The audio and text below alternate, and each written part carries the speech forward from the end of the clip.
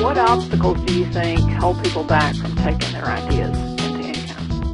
I think the same obstacle that really was stopping me, and that was the simple fact that I had 3 children, I had a mortgage, I had bills, we needed my income, and so really I was in a situation where it was a big risk to do that, and it was something that was very scary to actually say, gosh, I'm not going to receive a steady income anymore, and I'm going to actually go off and really do something that my heart is telling me to do. And that was very scary. And I think a lot of small business owners, a lot of entrepreneurs would probably say the same thing, that they had to take a risk, and that can be that can really, I think, prevent a lot of people from doing it. And I had some situations in my life, including that my daughter became very sick. She's healthy now, but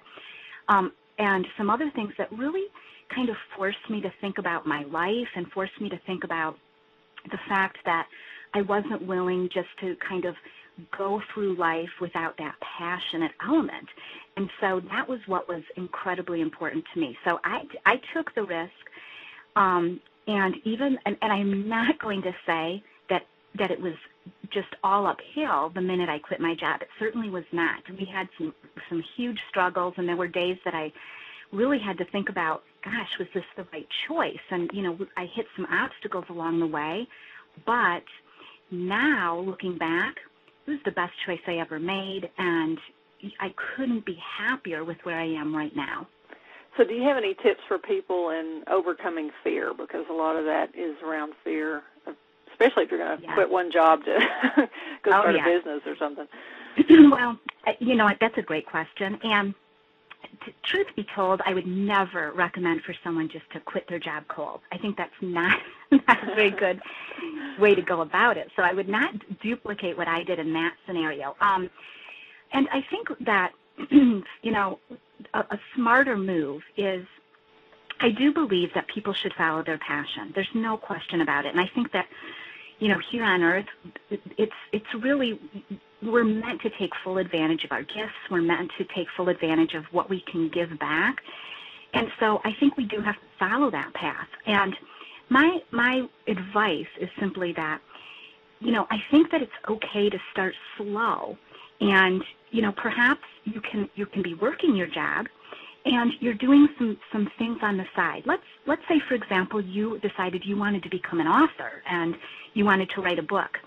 Then I would suggest that, you do it a little bit at a time in the evening, and perhaps you take some baby steps so that it's not as if you're jumping off the cliff. Now, the fact that I jumped off the cliff, I think, forced me to have to work harder. It forced me to have to work faster because I didn't have, a lot of choices. This wasn't a hobby for me, and I had to make sure that it was successful.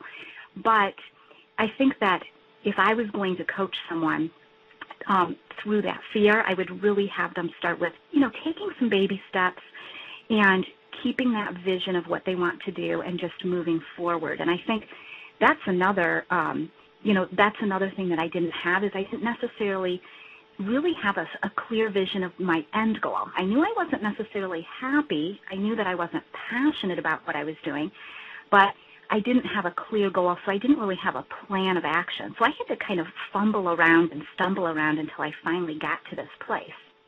I think for some people, jumping off the cliff works because they may naturally have an entrepreneurial type personality, but for some people, you can jump off the cliffs and land on the rocks because it does take a certain temperament, don't you think, to have the determination and the adaptability and never give up kind of thing? Oh, you know what? Oh, Marnie, I mean, you hit it on the head. You're so right. It really does take a certain personality, and I think that you have to really decide if you have a certain personality to be your own boss.